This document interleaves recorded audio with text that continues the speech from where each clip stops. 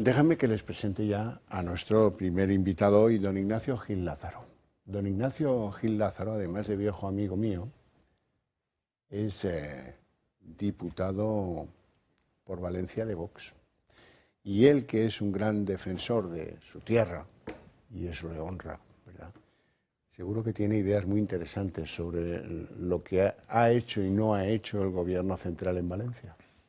Pues un placer volver a estar con usted, que efectivamente somos muy viejos amigos. Eso es muy malo. Por tiempo que nos conocemos, eso es que muy no malo. por edad, por tiempo que nos conocemos. Pues, ¿qué es lo que ha hecho y al mismo tiempo no ha hecho el gobierno de Sánchez en Valencia? Pues ha perpetrado una auténtica omisión criminal, porque no era opcional intervenir o no. No hacía falta que la comunidad autónoma le diera o no le diera el plácet. Era un imperativo legal, en virtud de lo dispuesto en el ordenamiento jurídico vigente, dadas las características de la catástrofe.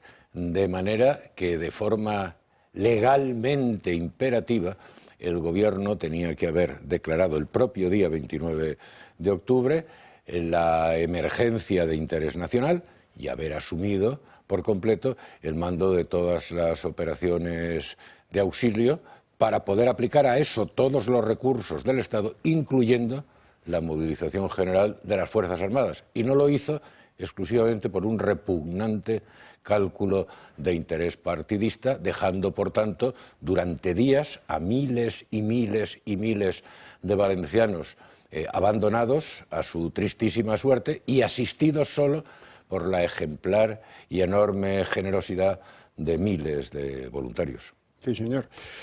Bueno, vamos por partes. Yo he escuchado hoy dar unas explicaciones bastante misérrimas a Ángel Víctor Torres, el ministro de Administraciones Territoriales y Memoria Histórica, no se lo vaya a olvidar. De memoria anda no muy fino, el canario. Vamos, lleva una hora por detrás seguro.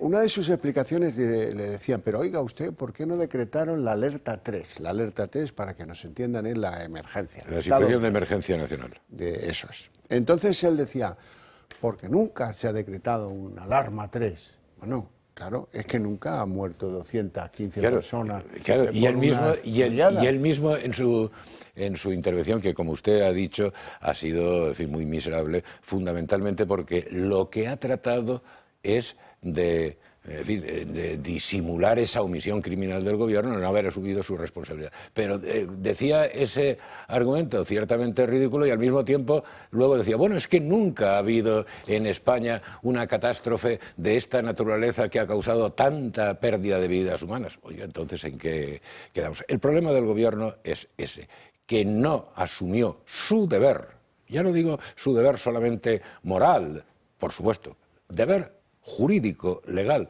de asumir el mando de todas las operaciones, decretando esa situación de emergencia nacional. No lo hizo y entonces a partir de este momento lo único que ha intentado hacer es derivar la culpa hacia otros, excusarse en otros, todo para tapar que cometió, que perpetró eso que nosotros hemos calificado como omisión criminal y por lo cual Vox ha presentado una querella contra Sánchez, contra Marlaska, contra Rivera y abierta a incorporar a otros miembros del gobierno por homicidio imprudente y por omisión del deber de socorro, porque entendemos que es la forma de hacer justicia a las víctimas, y hacer justicia a las víctimas es, sin lugar a duda, una exigencia de dignidad nacional. Vamos a luchar decididamente, y de momento somos, de todo el arco parlamentario, el único, y ya me entiende usted, que ha adoptado esa iniciativa. Vamos a luchar denodadamente para que este gobierno, Sánchez y este gobierno, respondan de esa inacción criminal sentados ante un tribunal. Volviendo a la sesión de esta mañana. La pide el gobierno, 1. Dura 3 horas, 3. Pero allí no está Pedro Sánchez y allí no está Teresa Rivera. O sea, le ha tocado a este hombre, al canario, le ha tocado a Marlaska y le ha tocado a Teresa Robles. Teresa Robles, que tiene bastante cuajo, ¿eh? Esta señora salió en televisión diciendo, el ejército, me piden que movilice al ejército. Teresa Robles, he dicho, Margarita Robles. ¿En qué estaría yo? Bueno, en que me ha sulfurado lo que he oído de esta señora. Y lo que oí en su día, 5 días después del asunto, dice, no, el ejército está para otras cosas, el ejército no puede hacerlo todo. Lamentable. Lamentable. Pero ha tenido usted un rifirrafe importante con el ministro del Interior, con Marlaska. No, yo simplemente le he preguntado si fue él, y evidentemente fue él, quien desaconsejó al gobierno la declaración de la situación de emergencia nacional. ¿Que le compete? Y claro, él se ha salido por los cerros de Úbeda, como siempre, y yo le he dicho lo que millones y millones de españoles pensamos de su gestión, de la gestión de Sánchez, porque lo que han hecho no tiene la más mínima justificación. Es injustificable. No hubiera ocurrido en ningún otro país de nuestro entorno que ante una catástrofe de semejantes características y resultados, primero el gobierno se inhibiera como si fuera puro espectador y que luego en una sesión parlamentaria, en la inmediata sesión parlamentaria a la producción de la catástrofe, el presidente del gobierno estuviera en el extranjero hablando del cambio climático. Luego diré algo a propósito de eso. La vicepresidenta responsable de ese ministerio estuviera en Bruselas gestándose lo suyo, a ver si la hacen. Es decir, es absolutamente inaudito. Es inaudito que, claro, el presidente del gobierno, en vez de estar en el Parlamento asumiendo su responsabilidad y dando explicaciones, se haya ido a hacer una foto a la cumbre del cambio climático y haya hecho referencia a la situación de Valencia para decir el cambio climático mata. No, mire usted, lo que mata es el fanatismo climático, lo que mata es que usted, por ese fanatismo climático ideológico, no haya hecho las obras de contención, prevención y canalización del Barranco del Pollo que hubieran servido para evitar esta catástrofe. Que usted, por ese fanatismo climático, impida a los ayuntamientos el que puedan limpiar cauces y barrancos. Y suma, y suma, y suma, y suma, y sigue. Lo que mata es tener un gobierno que perpetra ante semejante catástrofe una auténtica inacción criminal. Por cierto, que Marlaska fue responsable de la tardanza en la llegada de efectivos en cantidad de la Policía Nacional y de la Guardia Civil. Bueno, es que eso se lo he dicho esta mañana y no ha dicho ni pío, porque claro, es que no puede decir ni pío. Es que después de dejar abandonados a su suerte durante días a miles y miles de afectados por no asumir el gobierno su responsabilidad y dictar esa emergencia nacional, Marlaska tardó casi una semana en enviar a la zona afectada el contingente de refuerzo de Guardia Civil y Policía Nacional que evidentemente hacía falta. Y mientras tanto, por las noches, los municipios afectados sufriendo saqueos y pillajes. Pero claro, es que si la actuación del gobierno en este asunto es inaudita de por sí en todo, yo luego particularmente la del ministro del Interior, en fin, raya la demencia, porque es que rechazó el ofrecimiento que le hizo inmediatamente el gobierno francés de enviarle 250 bomberos y rescatadores profesionales con todos sus equipos. Y dijo que no hacía falta.